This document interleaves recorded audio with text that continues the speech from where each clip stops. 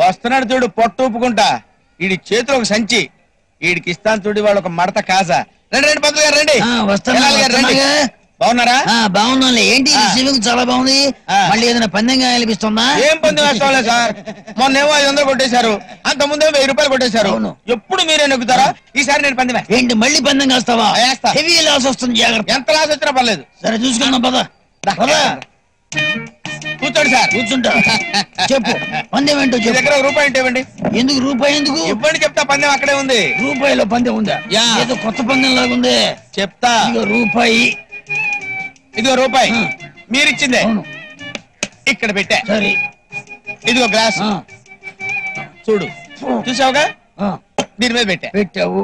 ఇప్పుడు పందెం ఏంటంటే నేను గ్లాస్ ముట్టుకోకుండా, టేబుల్ కదపకుండా ముట్టుకోకుండా రూపాయి తీసుకుంటా. ఇదిగో ఈ కబుర్లన్నీ నక్కపక్కల పోవడం చెప్పు. గ్లాసు కింద రూపాయి ముట్టుకోకుండా ఎట తీస్తావేంది?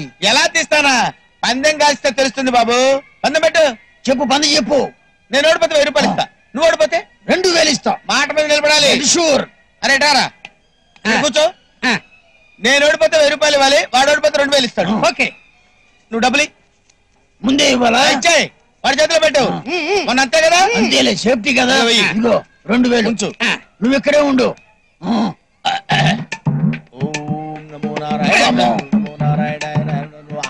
అయినే ఉంది.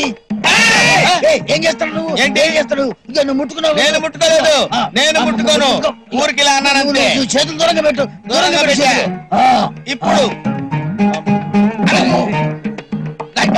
ఏంటి కింద నుంచి ఏం చేస్తున్నాడు? రామ్మ లక్ష్మీదేవి. రామ్మ నా జేబులో ఉంది. ఏంటిది? రూపాయి బిళ్ళ. రూపాయి బిళ్ళ నీ జేబులో గట్ట అవుతుంది. దీని కింద ఉంది కదా. ఇదిగో అదేంటి? రూపాయి బిళ్ళ. మరి దీని కింద రూపాయి బిళ్ళ ఏమైంది? పట్టుకున్నా అంటే నేనే 2000. ఇదంతా తొండి, చీటింగ్, మోసం, దగ్గర. ఎందుకు అవుతాయా మోసం? నేను గ్లాస్ ముట్టుకోలేదు కదా, టేబుల్ కదపలేదు కదా, రూపాయి పట్టుకున్నారు కదా, మరి మోసం.